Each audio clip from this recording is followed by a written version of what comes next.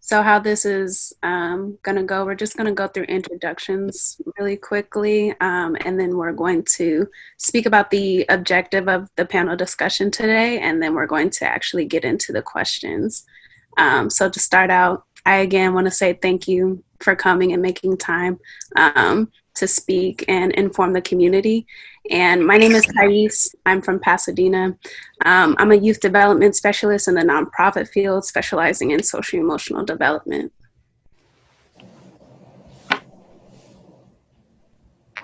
And I'm passing the mic to Mikael.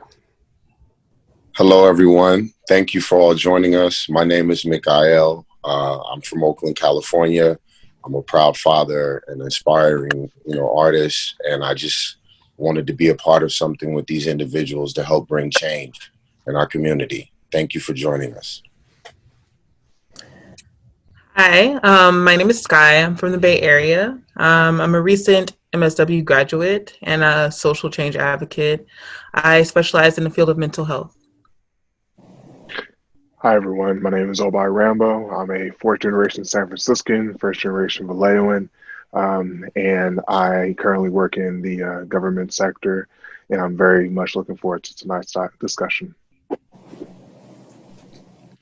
Well, thank you all again for being here. My name is Michael Payton. I'm from Oakland, California.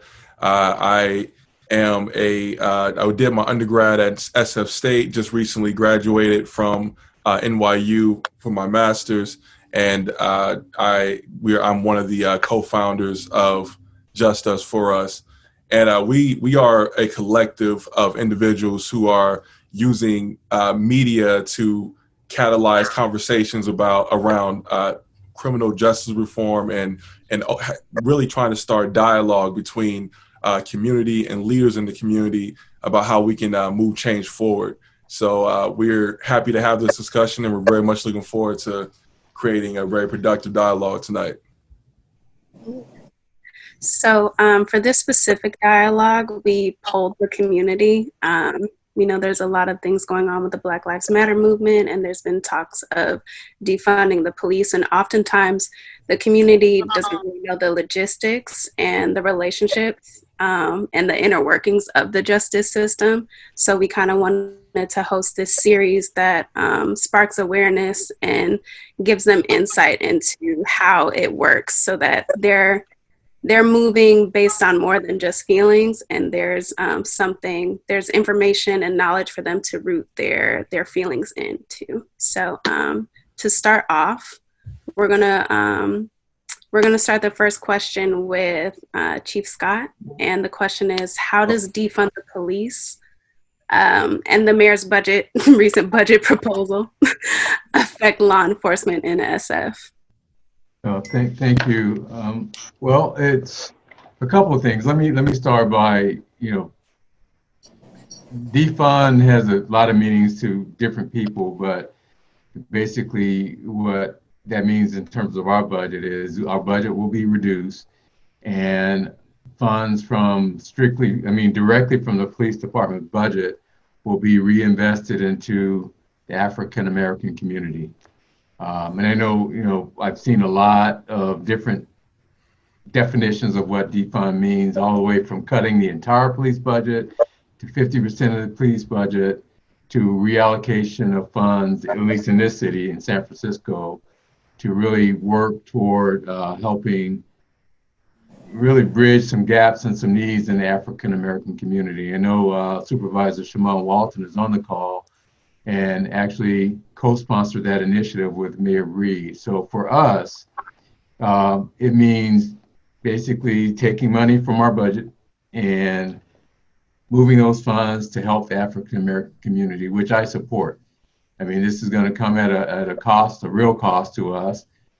But when you look at the bigger picture and a long-term vision of what this is about, it really speaks to addressing issues that have been not addressed. They really add to some of what's happening in the African American community, particularly as it relates to police.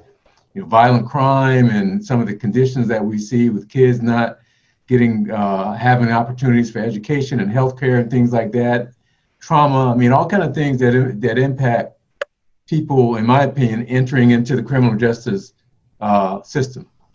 So I think it's the right thing to do. It's going to come as a sacrifice to us, but it's a sacrifice that I believe is well worth it. And for us, defunding really means the SFPD doing their part to help make this situation better. Aside from what we do in policing, I mean, that we have a part there too, but there's a lot more work that needs to happen to really change the narrative of what's going on. So that's what defund means to me. I kind of want to rewind a little bit and have each person introduce themselves, because one of the other things that came up when we were polling the community is that some people don't know exactly what like the roles and responsibilities of our people, our different entities are in the justice system. So can I actually just rewind a little bit and have you reintroduce yourself and your role? And I'm gonna go through each of you and do that. Sure. Thank you for that. And I should have done that. Pardon me for that. My name is William Scott is actually my name, but I go by Bill. I'm the Chief of Police of the San Francisco Police Department. I have been in this position for a little over 3.5 years now. Prior to me moving to San Francisco and assuming this position, I was a member of the Los Angeles Police Department for 27 years and worked pretty much every level of LAPD. Left there as a deputy chief in 2017 to come here. Originally from Alabama, actually originally from Fort Riley, Kansas, but grew up in Alabama. Married 2 kids, 3 kids, I'm sorry. I understand these issues that are facing our country right now because I've lived them. And I think right now for me as a African American and a chief of police, is a great opportunity to have an African American perspective involved in the change that is happening. So it's an exciting time in my opinion. I know it's a challenging time, and a lot of things now are coming out that need to be discussed and fixed and worked on. But it's very exciting because we have an opportunity for real change right now. So thank you. Thanks for the opportunity to be here. Thank you. I'm gonna pass the mic over to Supervisor Walton, so you can do your introduction as well. Thank you so much, Thais, and thank you for facilitating. My name is Shamann Walton. I am currently the supervisor of District 10 here in San Francisco. That covers the southeastern neighborhoods, Bayview Hunters Point, Potrero Hill, Sunnydale, Visitation Valley, Little Hollywood, and Dogpatch communities. And just excited to be here to have a conversation about Black folks, equity, and the things that we are all trying to do to improve outcomes for our community. So thanks for hosting. Thank you. And then now I'm going to pass the mic again to Executive Director DJ Brookter. No worries. And I echo what everybody has said. Thank you all for putting this together. I want to applaud you all. I got an opportunity to go check out the website. I just want to applaud you all for pulling together to make sure that we're having these discussions and conversations and getting them recorded so that we can get them out to our folks in the community. My name is DJ Brookter. I am the Executive Director of Young Community Developers, which is actually in Supervisor Walton's district. We provide services around workforce development, education, and housing. We're really working to break the cycle of generational poverty. And we know that in order to do that, public safety, of course, is on that list as well, too. I've been in this role for a little over 1.5 years now, but I've been with Young Community Developers for almost 9 years. I am originally from the Central Valley, grew up, born and raised in Fresno, California, did my undergraduate work in Utah, and have lived here in the Bay Area since 2010. Thank you so much. Miss Tiffany, can I pass the mic to you? Are you joining today? Yes. I'm crashing the party. No, my name is Tiffany. My name is Tiffany Sutton. I'm the Director of Crime Strategies for San Francisco Police Department and also was recently assigned to be the Racial Equity Coordinator. And I've been at the police department now for 2 years, a little under 2 years. And prior to that, I was an assistant DA in San Francisco for 11 years practicing there. And I practiced a few years in civil as well. And so I'm just happy to be a part of the conversation. And actually, I thought it was just a Zoom meeting where I could just sit and sneak in and, and listen, because, you know, part of my assignment is interacting with the community and hearing the community's concern and voices and, you know, being a part of the solution. So I'm just happy to be here to listen to the comments and the dialogue around reform. Well, we'd love to have you. And I know you said you're just here to listen, but we welcome your voice as well if you should feel inclined. Thank you. Yes, I think I'm passing the mic now to Mikael. Thank you, everybody, for your introductions. Awesome. And my question is for Chief Scott also. And it's basically, what does the department do to address the divide between those who are the pro-punitive measure, anti-rehabilitation, and those who genuinely believe in community policing and restorative justice? Well, I mean, we have to have a balance. I mean, there has to be a balance. I mean, the law enforcement, the criminal justice system, there's a lot going on right now. I mean, when you look at what's happened in the last 30 years, where the prison population has grown exponentially, and a lot of it was the 90s, the late 80s and 90s, and how this country really took a stand on drugs, the war on drugs as it was known. Our prison population exploded, and it led to a lot of problems. California itself was, you know, under a consent decree where we had to reduce the prison population. We saw exponential increases in people of color in prison. And a lot of that led to where we are today, where now restorative justice and, you know, sentencing reform and bail reform are the topics of the day because of what's happened in the last 30, 40 years.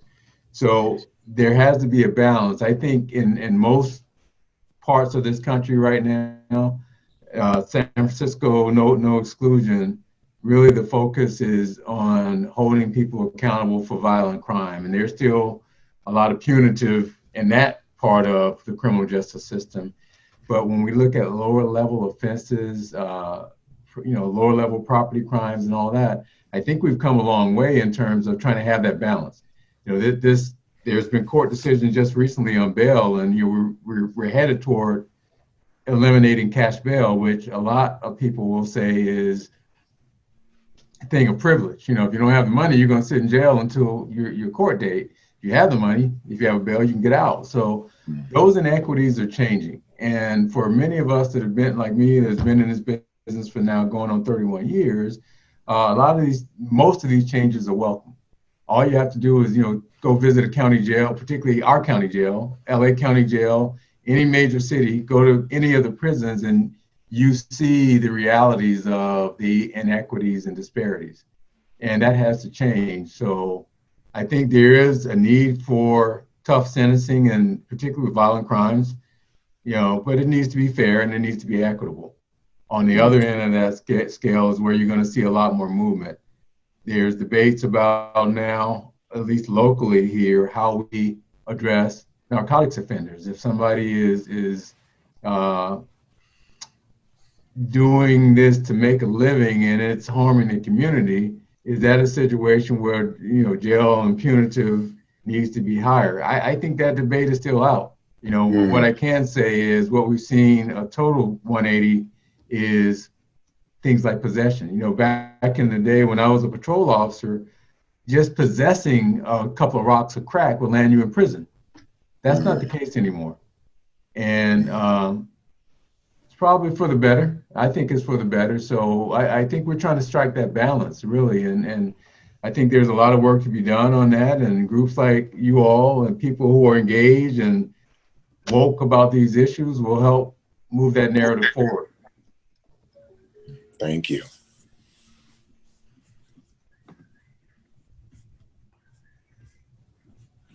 Okay, I have a question for you, Chief Scott. So we took a poll from our community members, and one of the biggest concerns is how much input will the community have on the policing budget, and how are these resources allocated to the department? Well, I could say for us in our city, I know the mayor and Supervisor Walton definitely had an open ear to what the community concerns and the community input is. That's not to say everybody's going to, get their wishes. I mean, like I said, there are some people that believe we should have zero budget. I don't think that's, well, I can speak for myself. That's not a good thing, in my opinion. But there are other people that are on the other end of that, there should be budget cuts and the money needs to be going to other things. I think in this city, I can't speak for other cities, but the community did have a voice, and that voice is heard. We're about to go into the Board of Supervisors phase, in the next phase of our budget. The mayor announced her budget today, and now it goes to the Board of Supervisors. And the one thing that I think we all probably can agree on, those of us that work in San Francisco city government, is that people are heard here, and more so than a lot of other places. So it takes engagement. You gotta be present to be heard. But I do think people are heard here, and not to say that everybody's going to get what they want, because there's 50 city departments, and I know this city has a real a big healthy budget, but it's got to be split up in a lot of different ways. So voice your opinions, voice your concerns, and as we go into the next phase of this, I'm sure those will be considered, particularly by the people on this call, some of the people on this call. Thank you. And very much, again, thank you, Chief Scott. The next question that we have is actually for Supervisor Walton, and we really wanted to just kind of get some more in-depth understanding around exactly what the Karen Act will provide, insofar how it will help to prevent racist 911 calls, and also how do you decipher when a person is profiling versus when there is a genuine threat. Thank you so much. And so our caution against racially exploitative non-emergency calls to police, the Karen Act, also known as, is something that we are presenting through the legislative process here in San Francisco to really make sure that these folks who continue to make frivolous and arbitrary phone calls to the police and to 911, that they stop. These calls have really led to harm for Black people, people of color. In some cases, it has led to death. And so we wanted to put legislation in place that would prevent people and hopefully stop these racist and prejudicial and discriminatory phone calls. And so what it does, it sets up a civil penalty if you racially or call the police on someone that is of another protected class, just for the simple fact of they are not somebody you like or think should be in your community or should be in your space, then you will be liable for at least $1,000 if something happens to that person civilly. There's also a similar bill going through the State Assembly with Assembly Member Rob Bonta, and with Assembly Member Bonta's bill, there is a civil and criminal penalty. And we obviously at the local level can only make certain laws that are in line with the state. So I also hope to add another layer of a criminal penalty for these calls as well, to where we can fine you for making calls for these purposes and reason. But we're trying to keep people safe. People of color should be able to walk in their communities, walk in their parks, write whatever they want to on their property, barbecue in their spaces, and not be subject to someone trying to weaponize 911 against them. And this goes back to 1955, when there was an arbitrary and a false complaint made against Emmett Till, and he was murdered at 14 years old in Mississippi. And the same thing has been continuing up until now. And the only reason it's been highlighted to a large degree is because of social media and because of what's happening with people videotaping and catching things on camera. And so these things have to stop, and that's what we put this law in place to do. Thank you very much for that. Thank you. And Supervisor Walton, this next question is for you as well. So from a legislative perspective, can you please clarify what defunding and demilitarization of the police looks like for San Francisco? Well, the first thing I just want to say, for far too long, we've seen Black people and people of color die at the hands of law enforcement. You know, again, we're back at a point where things are now starting to be on camera. People can see it on tape. But the reality of it, before George Floyd and his killing at the hands of law enforcement, there was Oscar Grant, there was Mario Woods, there was Alex Nieto, and there's Breonna Taylor. There are other cases where we see that law enforcement has made a decision to end someone's life when there were definitely options available to them, but instead they chose to not care about a Black person or a person of color in these cases. And so what you see is a lot of times investment in our community has led in some cases to, or disinvestment in our community has led to bad outcomes and negative outcomes. And so what we're doing with redirection of resources from the police department is to make an investment into the Black community to address some of the issues that have led to the oppression and that have led to the negative outcomes. So if a person receives a certain level of educational opportunity, if a person has a stable household, if a person receives the support that they need when maybe things aren't going great, whether it be mental health supports or substance abuse supports, if a person is set up for success and opportunity, they make better decisions and they're less likely to be involved in negative systems. And so that investment coming from one of the bodies of government that has, in some cases, led to the oppression and led to some of those negative outcomes for a community has been important. And that's what Mayor Breed and I wanted to fight for is, let's say we're going to take resources from the police department, invest them in the Black community, and address some of those negative outcomes so we can have real change and systemic change. And this is really a true step towards the first opportunity for reparations for us in San Francisco. Unless we build wealth and unless we do things to address those gaps that have existed for the Black community for a long time, and it comes to that economic justice, we'll continue to have those same outcomes. And so that is why we are doing our redirection of resources from the police department. And I think you're going to see, we just announced today that the mayor has found $120 million over 2 years to make that investment.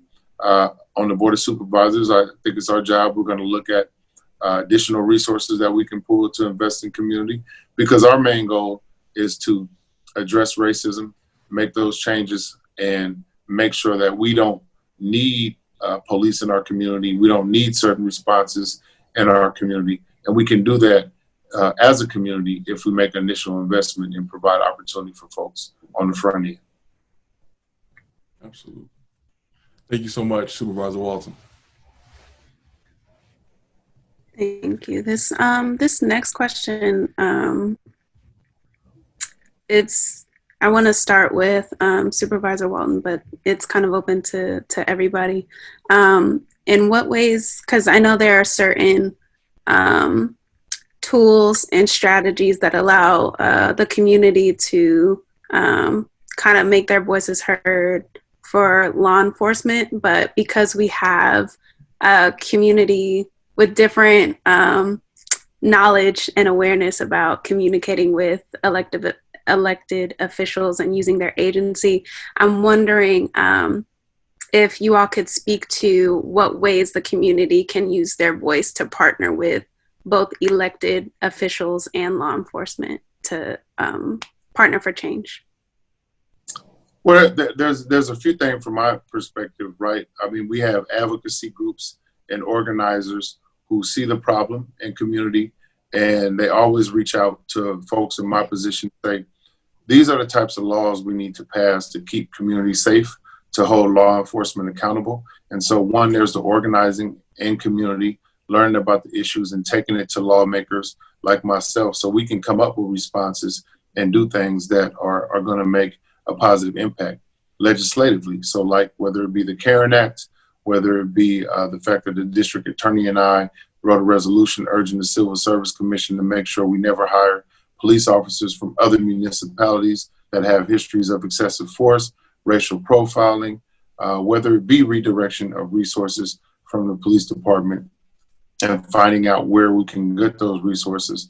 A lot of that also happens from advocacy and community. Then there's advocacy and community putting pressure on and holding our police commission accountable and making sure that you show up to community meetings, make sure you voice your opinions about what you see and what's happening in community to the decision makers and the folks that shape policy and are responsible for making sure that law enforcement changes happen. So you have to have those conversations with folks in those positions, like the folks on the police commission. And then it's just, really remembering to be a voice within and for community and making sure that you provide a space and a platform with community. So whether you're working with your community-based organizations, whether you're working with your faith-based community in your churches, you have to provide that space together to voice the issues and concerns and take it to organizers and policymakers so that it can turn into change and real change and tangible change. Thank you. Anybody else want to speak to that question?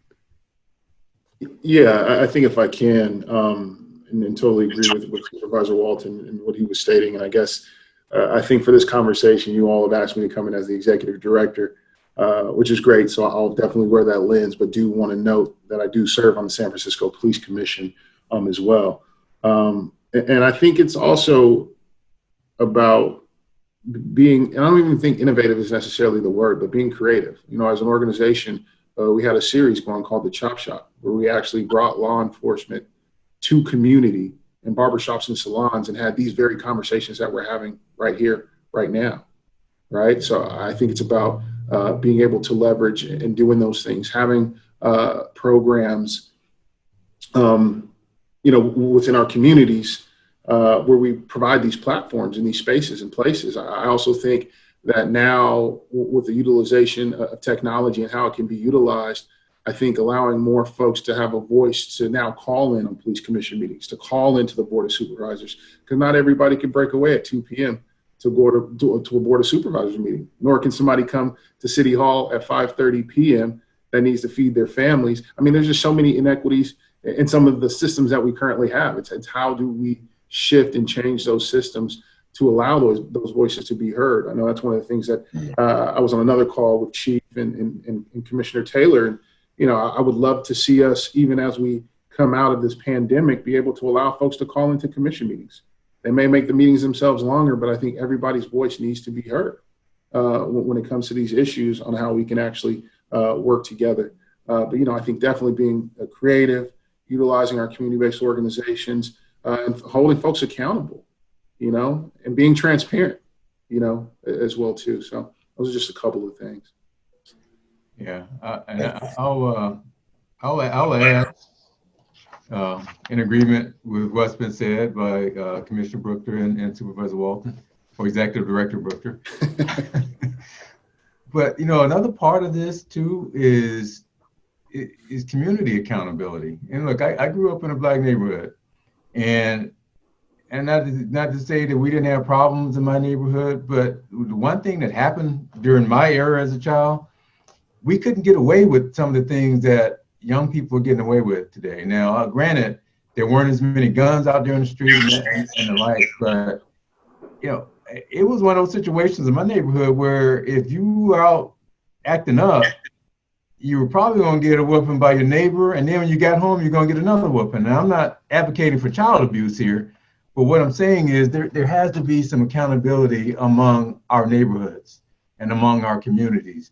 And Supervisor Walton made a point of getting to a point where we don't need the police I mean, I don't think there ever will be a situation where police departments will disappear, because there's no civilized society where that's the case. But I do think there could be a situation where communities of color are less reliant on police to have order in the community and peace in the community. And like I said, my neighborhood was not a rich neighborhood. It was not, it was a working class to lower working class neighborhood. But you just didn't, at 12, 13 years old, you just didn't see kids running amok and the parents afraid of the kids. You just didn't see it. And we have a situation now where a kid will go out and shoot somebody and everybody's scared to say who did it. Parents are afraid, the adults are afraid because everybody's running around with guns. We got to get back. We got to get that back. And some of that is law enforcement.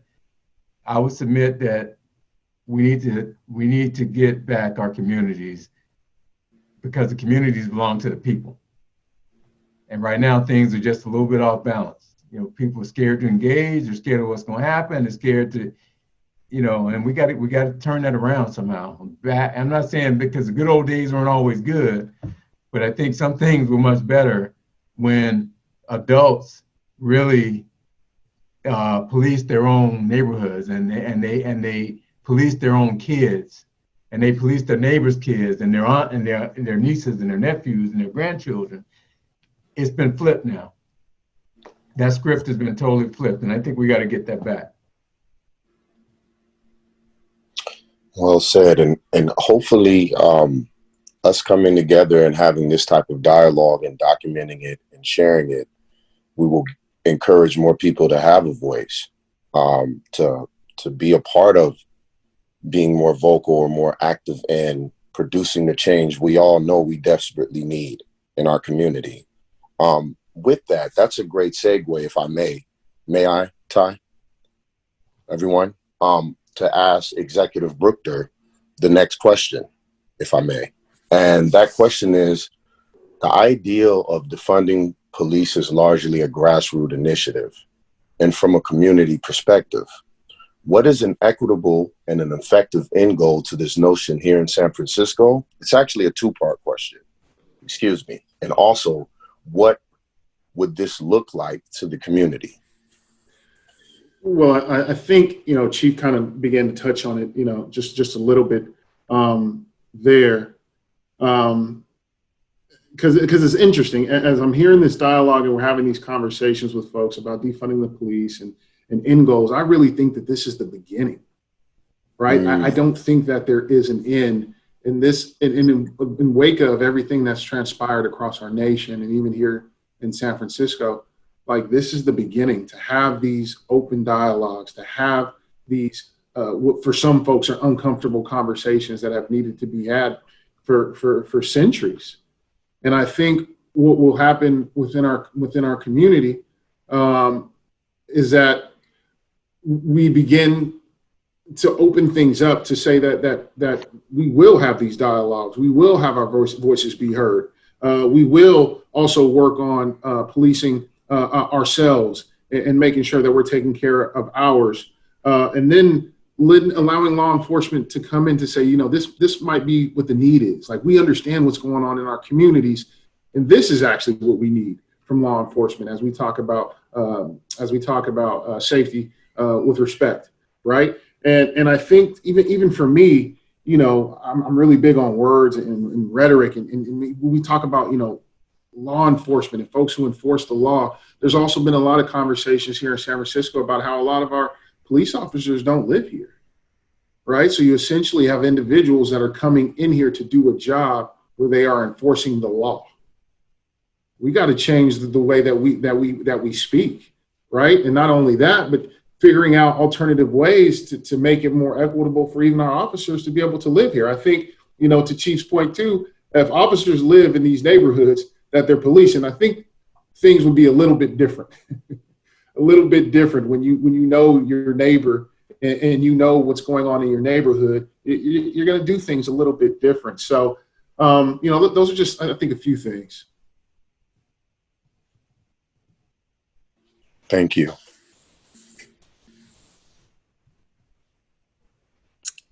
Okay, this is a question for you, Commissioner Brookter.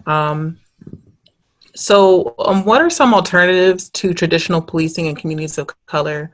I know there's been a lot of talk about restorative justice as of lately, and I just wanted your input on what you think an alternative form of policing could look like in San Francisco. No, absolutely. I mean, there's definitely been conversations about having, again, and I think a lot of it starts off with our academies, right? Looking at how we're training these officers that are coming to work in our communities, and how involved and how much education they get on those communities and individuals that are in those communities that they're going to go work in. I mean, I've been having some conversations on the front end, to even think about some alternative courses that folks can take before coming into the academy, that teaches them about Baby Hunters Point, that teaches them about the African American population here in San Francisco, teaches them the history, right? That we all know before they're allowed to come work in these communities, that we have.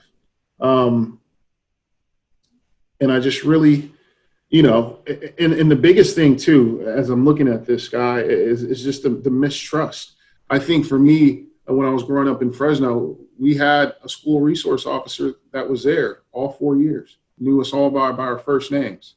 I think here, with the resources that we have school resource officers that are across multiple schools. So you can have one officer that has, 4 or 5 schools that they might necessarily be responsible for. And I don't think you get to develop and build those relationships that way. I also remember when I was growing up, we had officers that came into my elementary school. When I was growing up, people actually wanted to be in law enforcement, but they were coming into our communities. They were at the barbecues. They were playing basketball. We had the POW League, and they were essentially a part of the community. And I think that that's the type of fabric that we need to get back.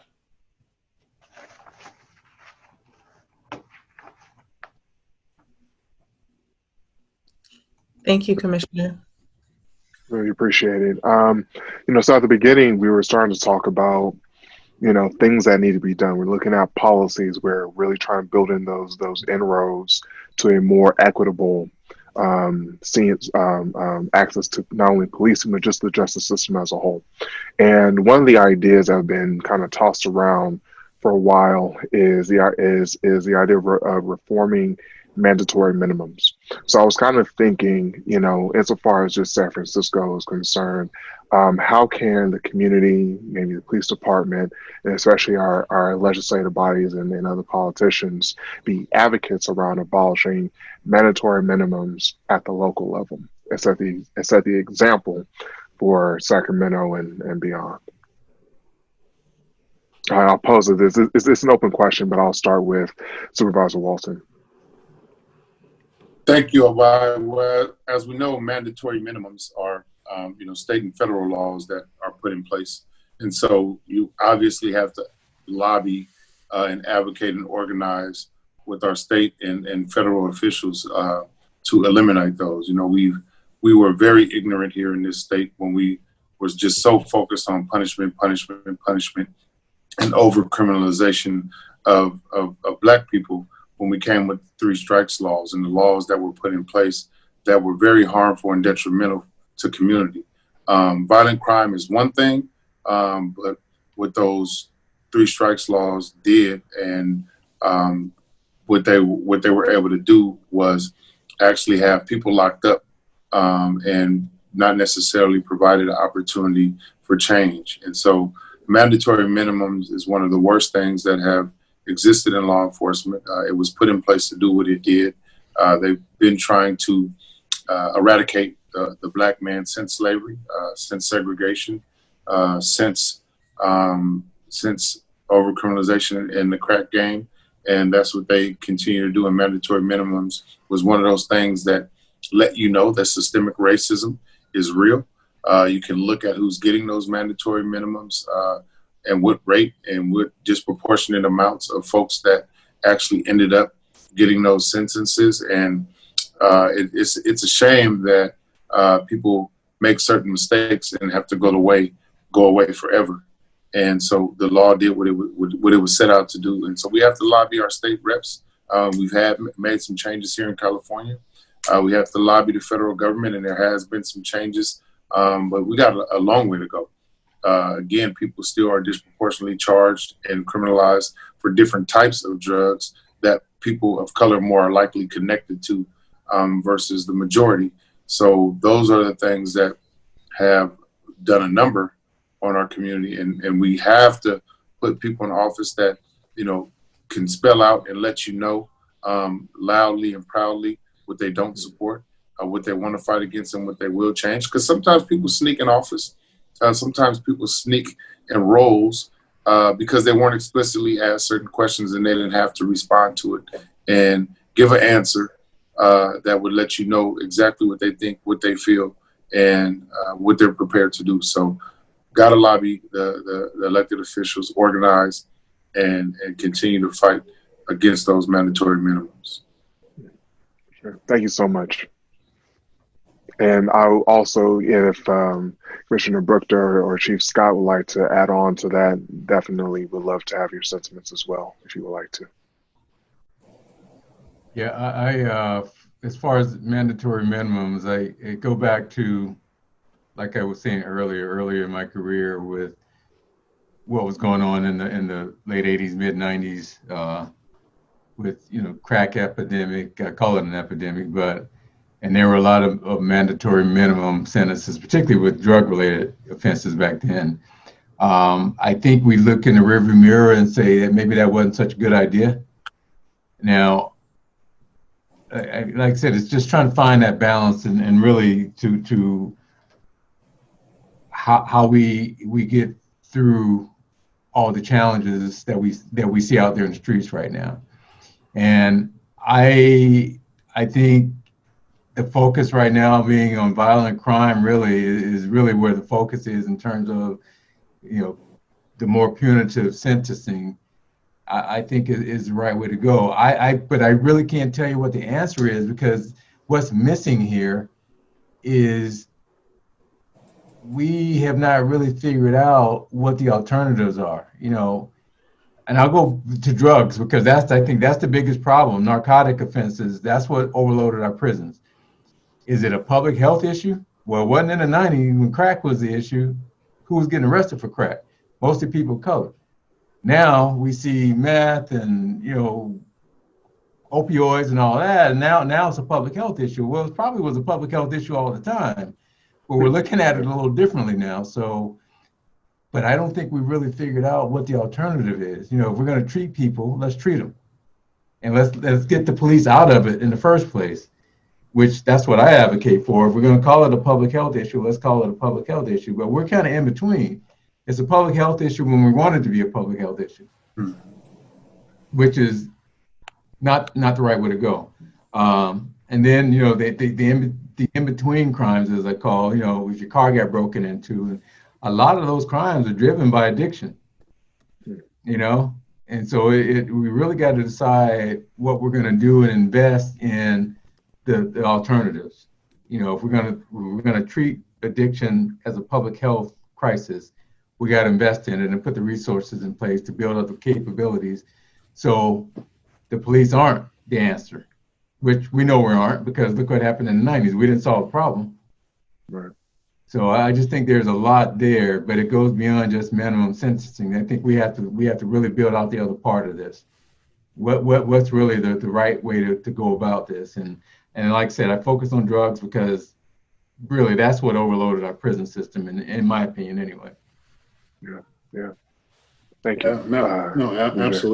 Absolutely. I mean, everything that both Supervisor Walton and Chief Scott have shared is right in par. And I think, you know, what we're beginning to see now as well, too, is I think, you know, currently what's going on with COVID and what recently went on with George Floyd and Breonna Taylor is the exacerbation of the systems that have failed us as Black people, right? And it's a holistic system that really needs to change.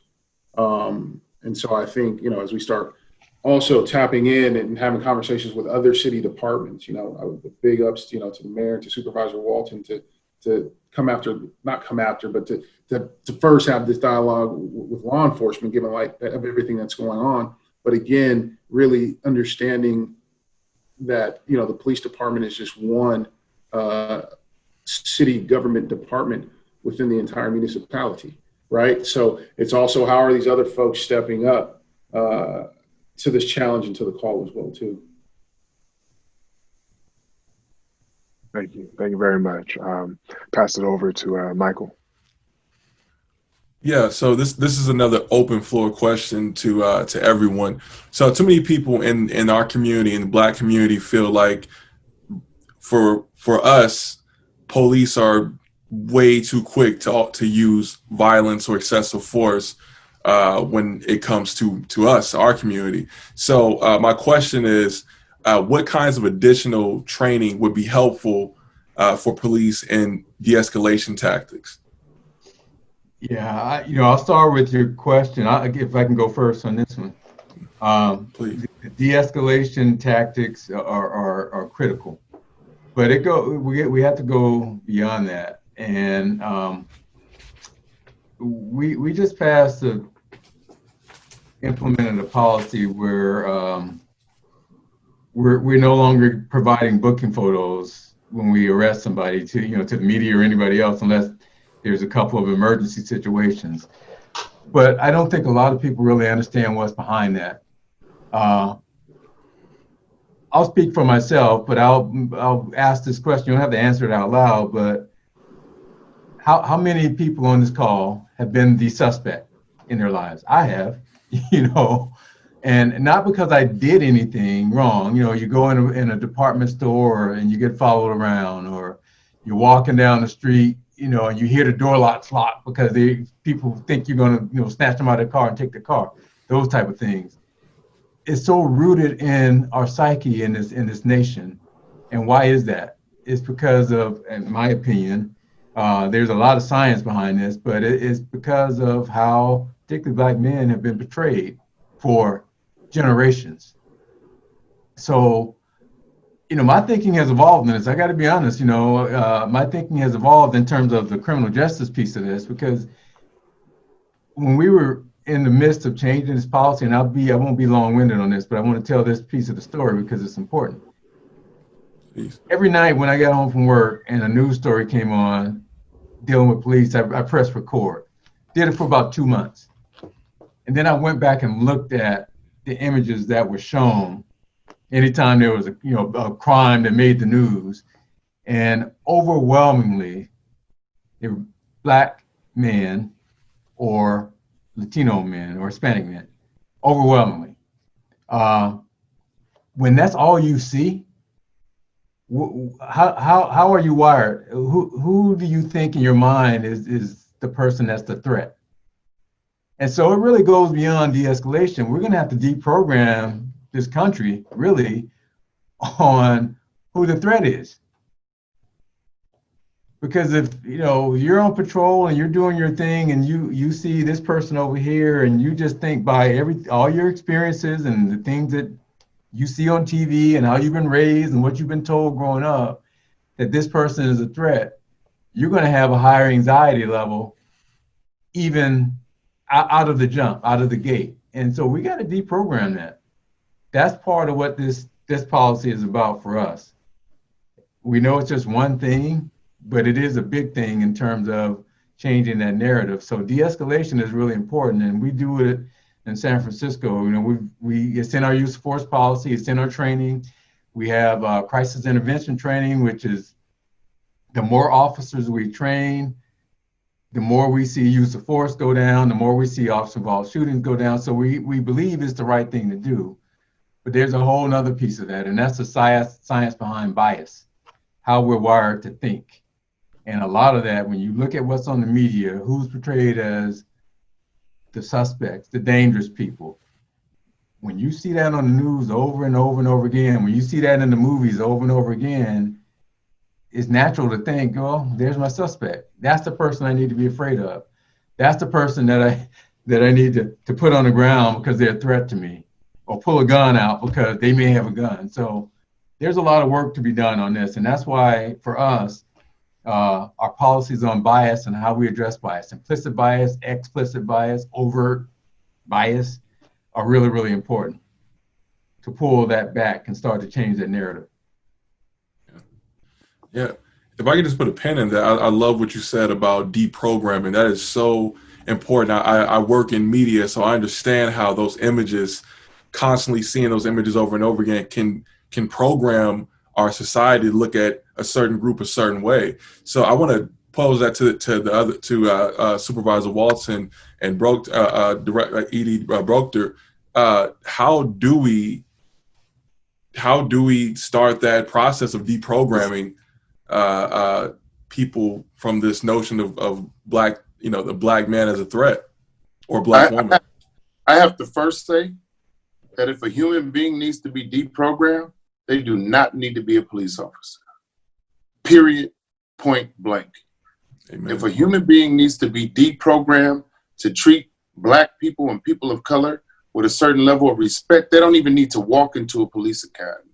So that deprogramming, maybe it's not impossible, but I don't want a person that needs to be deprogrammed to walk into a police academy, ever. Let me start with that part. But trainings like anti-racism, we got to go a little bit deeper than implicit bias. Common sense stuff, like how to maintain public safety without a weapon, how to talk to people with dignity and respect. Training that lets officers know you ain't God. You ain't God training. People don't have to bow down because you speak, because you got a gun and a badge. These are the types of things that we need to start diving into and be real about. Because if you have to be deprogrammed, you should not be attempting to be in law enforcement. If you have a racist opinion of other people, if you are prejudiced of other people, go do something else. Do not walk into a police academy. Training like how to know when this should not be your job. And the first thing is, if you think you feel a certain way about certain people because how you were taught to treat them, how you were taught to look at them, do not apply to be a police officer. And those are the kind of laws that I hope I can, if I don't do anything my time here, I can put laws in place that say we need to be able to figure out and find out if somebody needs to be deprogrammed. Because if they need to be deprogrammed, they do not need to be a police officer or in any law enforcement entity. I truly 100% believe that. Yeah, I don't really know what much more needs to be said. But when you truly think about that, while we do our training on bias, implicit and explicit, that's really in my time here is something that I look at. I don't think you can train someone not to be racist. And I think we also have to begin to call it what it is. I think we have a tendency sometimes to hide behind terms like biases. I mean, we all have biases. We have our own thought processes, but to be racist and to have a thought process on a certain group of individuals before getting to know those individuals is something completely different. And I also think, as we're having this discussion and hearing about, the reprogramming of people and individuals is, I also wonder, and one of the things I'm going to dive into in my time on the commission is just looking at folks that come onto the police department really understand the history of policing, right? I think one of the things that we talk about within our communities or the young people that we talk about is knowing and understanding your history. So if you're going to work for a department that was created to catch slaves, you need to know and understand that, right? To make sure that you're not, again, recreating. One of the things my history teacher told me is if you don't understand the history, you're doomed to repeat it. And I think a lot of what we're seeing is repetition because people don't know and understand the history from which we came and how these positions, came about. So it's just a little bit of my insight there. Yeah, thank you so much. Yeah, I was just gonna say, and not definitely respectful to Supervisor Walton's opinions and comments on that, but there is a whole body of science behind this work. And one thing that I can say that I'm really happy that I got introduced to this science because of this work that we're doing and working with scientists. The reality is we pull from the human race, and for anybody to think that these things don't get in your head, and it's not about being racist. It's about I'm not saying racism doesn't exist. When you think a certain way about people, that's a product of your experiences, and that's a product of the things that have been put in your head over your lifetime. That's what a lot of this is about. And so to not deal with that would be a huge mistake. And we pull from the human race. And I think anybody on this call, I would venture to say, has probably experienced some form of that in their lifetime. Not necessarily because people are just overtly racist. Is when people are wired a certain way, they're gonna do things based on how they're wired. And there's a whole body of science. This is not, Bill Scott, the policeman, talking. I'm listening to PhDs who this is their life's work. And there's a whole body of work that needs to go into that. And it's a part of policing, it's a part of education, it's a part of politics. I don't care what walk of life that you're talking about, it is a problem in this country. No, and I definitely 100% agree with the chief on that bias exists in people. But what I am 100% clear about is certain people don't need to be in law enforcement. And if you have to be deprogrammed and you walk in to academy thinking a certain way, behaving a certain way, how about you go find another job? We don't have time in the academy to deprogram. We don't have time to give you the opportunity to harm another person that looks like me. And so, yes, we all have biases, but go pick a job that you can do without harming Black folks. And I really stand firm on that. You can deprogram somebody, but just don't do it in the police academy. Go deprogram them, at a restaurant. Go deprogram them somewhere else.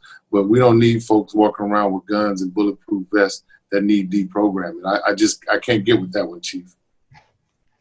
I agree.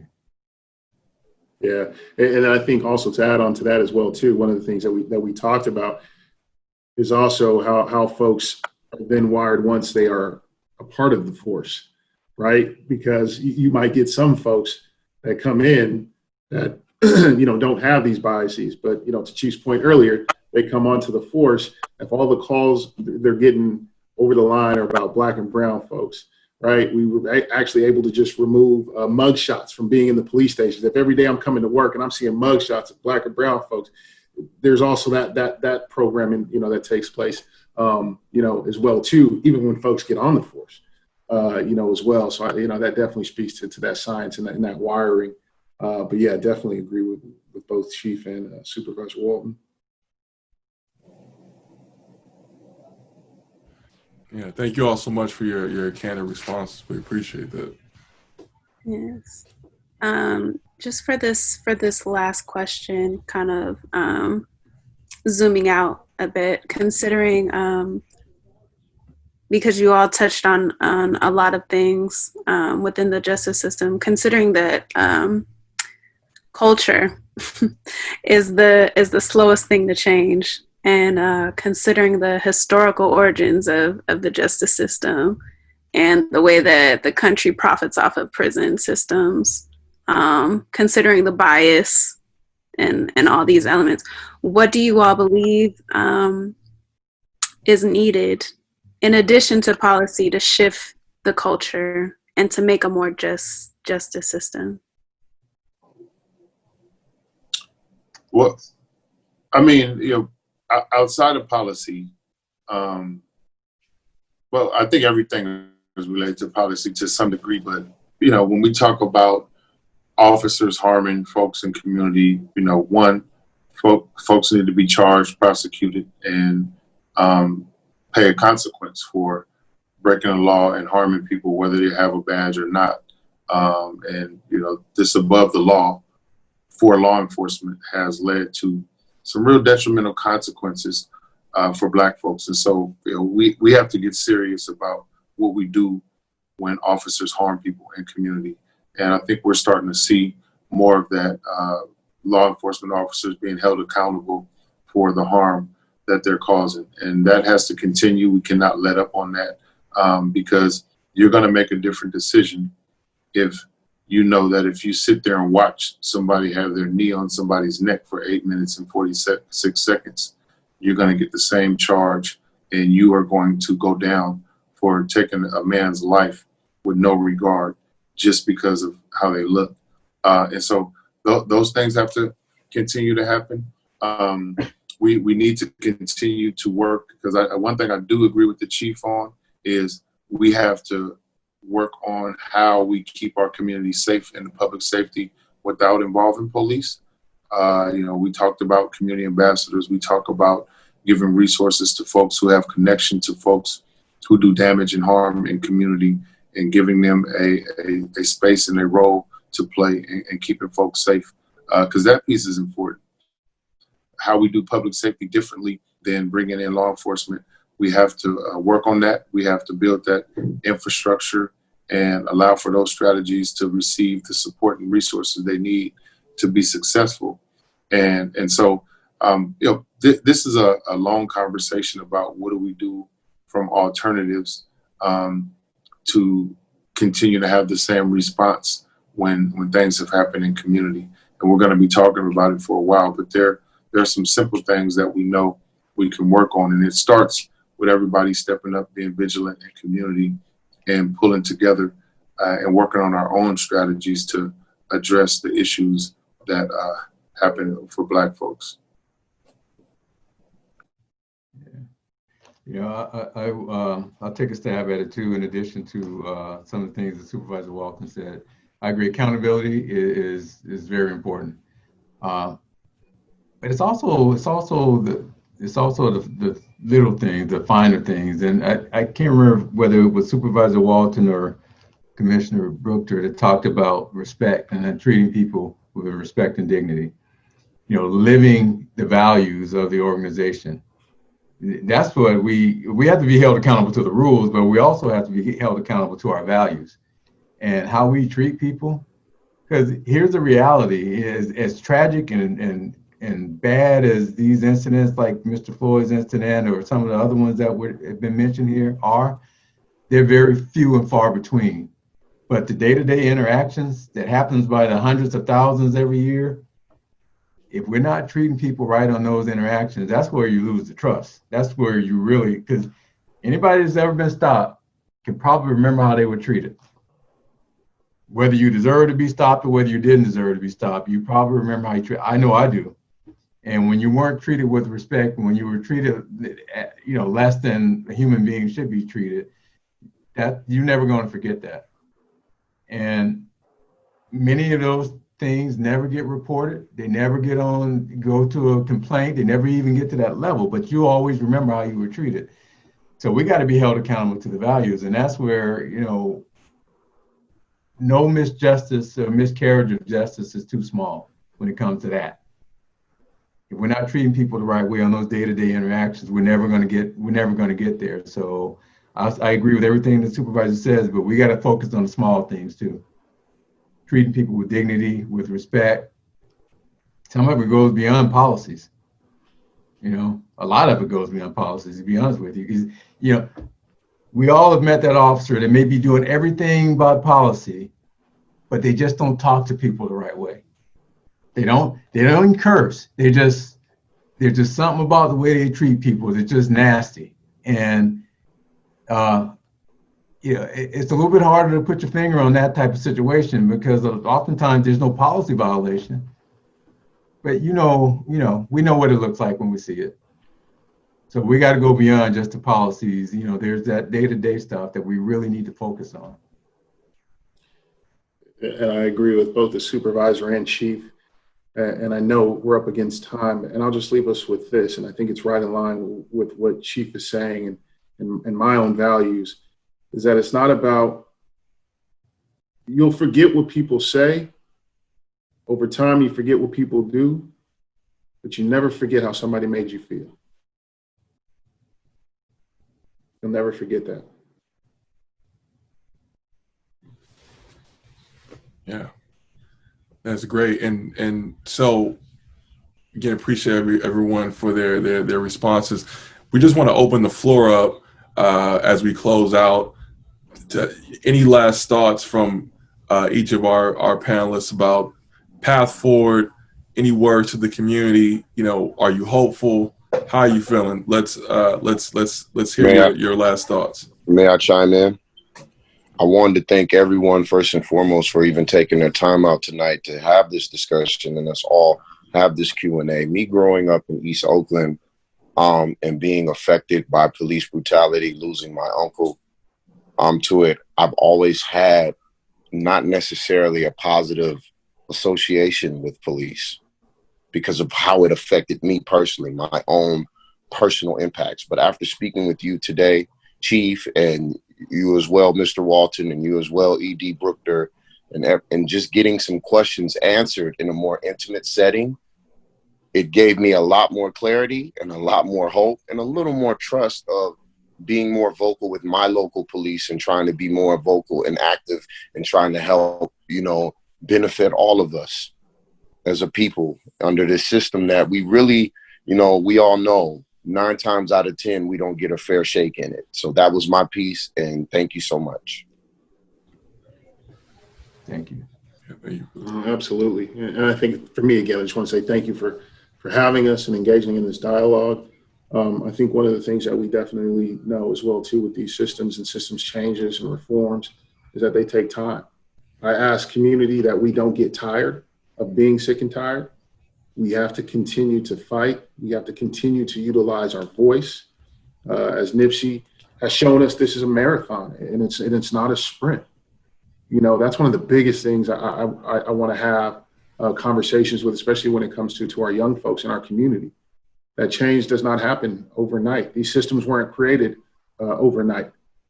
So as we continue to work together, continue to create these sorts of spaces where folks can talk about how you truly feel and what's really going on, we need to continue to have more of it. And just again, I want to applaud you all for creating this space, understanding the need and then getting it out to the community, as well too. Yes. Yeah. I was just gonna say, I'm very hopeful. I mean, I think we have an opportunity right now for real change. The energy is behind it, and the fact that this call is very uplifting to me because, to be quite frank with you, there's not a whole lot of we have our elder statesmen that a lot of times I think people step back and let the older generations do all the leading. And when we look at really the current generation, I'm talking about people in their 20s, 30s, and 40s, there's just not a whole lot of folks out there engaging like this that I've seen. I think there needs to be more of it. So this is very inspiring to me. The fact that you all put this together, give us an opportunity to have this dialogue. I love it. And I think it gives hope for the future. I'm energized right now. I mean, I hear other folks say, things are bad, things are terrible. We got our challenges, but with all the things that have been brought to light, we're having conversations that we've been needing to have for forever. But not only the conversations, there's a willingness to change. And I'll just end it with this.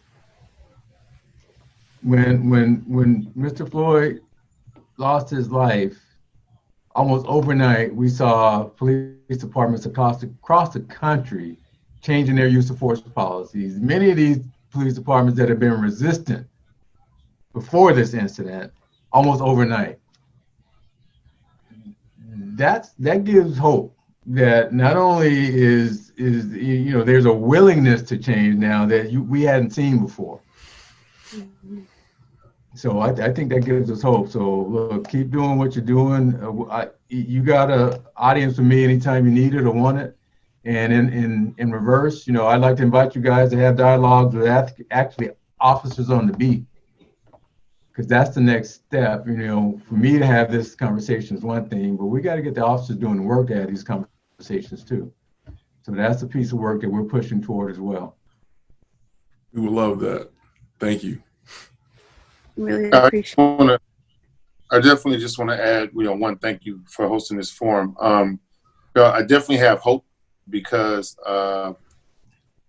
we have seen so much, not just energy and not just protesting, but actual policy changes and shifts happening across the country, including here in San Francisco as a result of some of the oppression that has existed. And so I'm hopeful because I see people actually doing the work. I see things changing. I see us doing things that are providing tangible results. But I'm real optimistic because young people are stepping up. And there has never been a time in history where we've had a movement where young people weren't at the center and at the core.